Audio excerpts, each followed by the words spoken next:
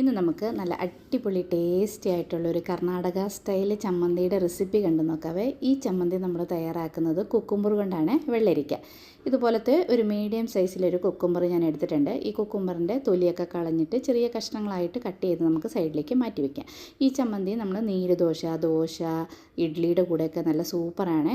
ചൂട് ചോറിൻ്റെ കൂടെ കഴിക്കാനും നല്ല അടിപൊളിയാണ്, നല്ല ടേസ്റ്റാണ്. ഒരു പ്രാവശ്യമെങ്കിലും ഇതുപോലെ ഒന്ന് ചമ്മന്തി തയ്യാറാക്കി നോക്കണേ. അപ്പോൾ നമ്മൾ ഈ കുക്കുമ്പറൊക്കെ ചെറിയ കട്ട് ചെയ്തിട്ട് മാറ്റി വെച്ചു. ഇനി ഒരു പാൻ നന്നായിട്ട് ചൂടായി കഴിയുമ്പം അതിലേക്ക് കുറച്ച് വെളിച്ചെണ്ണ ചേർത്ത് കൊടുത്തു. ഇതിലേക്ക് നമുക്ക് കുറച്ച് കടലപ്പരിപ്പ് ആദ്യമേ ചേർത്ത് കൊടുക്കാം. ഞാനിപ്പോൾ ഒരു 3/4 സ്പൂണോളം കടലപ്പരിപ്പ് എടുത്തിട്ടുണ്ട്. കടലപ്പരിപ്പ് ഇല്ലെങ്കിൽ പൊട്ടുകടല, ചമ്മന്തി അരയ്ക്കുന്ന പൊട്ടുകടല ഉണ്ടല്ലോ, അതെടുത്താലും മതി.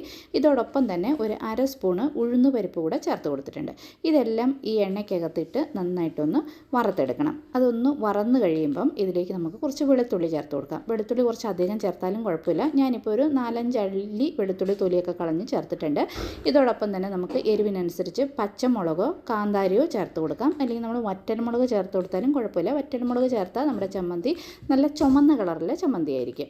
ഇപ്പം ഇതെല്ലാം ഒന്ന് നന്നായിട്ട് വറന്ന് ആ വെളുത്തുള്ളിയുടെ പച്ച ചോക്കയൊക്കെ ഒന്ന് മാറിക്കഴിയുമ്പം ഇതിലേക്ക് നമ്മൾ കട്ട് ചെയ്ത് വെച്ചിരിക്കുന്ന കുക്കുമ്പർ, വെള്ളരിക്ക ചേർത്ത് കൊടുക്കുക. എന്നിട്ട് നന്നായിട്ട് ഇതുപോലെ ഒന്ന് മിക്സ് ചെയ്തിട്ട് ഇത് മൂടി ഒരു 5 മിനിറ്റ് ലോ ഫ്ലെയിമിൽ വെക്കണം. അപ്പോൾ ആ ചൂടിന് വെള്ളരിക്കൊക്കെ ഒന്ന് ആവി കയറി ചൂടായാൽ മതി, അധികം ഒന്ന് വെന്ത് പോകണ്ട. ഇടയ്ക്കൊന്ന് തുറന്ന് ഇതുപോലെ ഒന്ന് മിക്സ് ചെയ്ത് കൊടുക്കണം. അങ്ങനെ മൂടി വെച്ച് ഒരു 5 മിനിറ്റ് കഴിയുമ്പം ഇതുപോലെ നന്നായിട്ടൊന്ന് മിക്സ് ചെയ്ത് കഴിഞ്ഞിട്ട് ഇതിലേക്ക് നമുക്കിനി തേങ്ങ, ഞാനിപ്പം ഒരു കപ്പോളം ചിരകിയ തേങ്ങ എടുത്തിട്ടുണ്ട്. അത് ഇതിലേക്ക് ചേർത്ത് കൊടുത്തിട്ട് സ്റ്റൗ ഓഫ് ചെയ്തിട്ട് നന്നായിട്ടൊന്ന് മിക്സ് ചെയ്ത് മൂടി വയ്ക്കാം. അപ്പോൾ ആ ചൂടിൻ്റെ ആവിയിൽ ഈ തേങ്ങയൊക്കെ ഒന്ന് ചൂടായി കിട്ടട്ടെ. ഇനി നമ്മുടെ ഈ കൂട്ടൊക്കെ നന്നായിട്ട് തണുത്ത് കഴിയുമ്പം ഇതിലേക്ക് നമുക്ക് ഒരു ചെറിയ കഷ്ണം പുളിയും ആവശ്യത്തിനുള്ള ഉപ്പും കൂടെ ചേർത്തിട്ട് ഇതെല്ലാം മിക്സിയുടെ ജാറിലിട്ടിട്ട് നമുക്കൊന്ന് അരച്ചെടുക്കാം. നമുക്ക് വേണമെങ്കിൽ നൈസായിട്ട് അരച്ചാലും മതി, അല്ലെങ്കിൽ കുറച്ച് തരിയായിട്ട് അരച്ചാലും കുഴപ്പമൊന്നുമില്ല. ഞാനിപ്പം നൈസായിട്ടാണ് അരച്ചെടുത്തത്. ഈ ഒരു നമ്മൾ വെള്ളമൊന്നും ചേർക്കണ്ട, കുക്കുമ്പറിലെ വെള്ളം കൊണ്ട് തന്നെ നമുക്ക് ഇതുപോലെ ഒന്ന് അരച്ചെടുക്കാം. ചോറിനൊക്കെ ആണെങ്കിൽ ഈ ഒരു കൺസിസ്റ്റൻസിയിൽ മതി. ഇപ്പം നീര് ദോശയ്ക്കോ അപ്പത്തിനോ ദോശയ്ക്കോ ഒക്കെ ആണെങ്കിൽ നമുക്കിതിലേക്ക് കുറച്ച് വെള്ളം കൂടെ ചേർത്തിട്ട് വെള്ളം പോലെ ആക്കിയിട്ട് നമുക്ക് കടുക് വറുത്ത് ഇതിലേക്ക് ചേർത്താൽ മതി. ഞാനിപ്പോൾ അരച്ച ചമ്മന്തിനെ വേറൊരു പാത്രത്തിലേക്ക് മാറ്റി കൊടുത്തിട്ടുണ്ട്.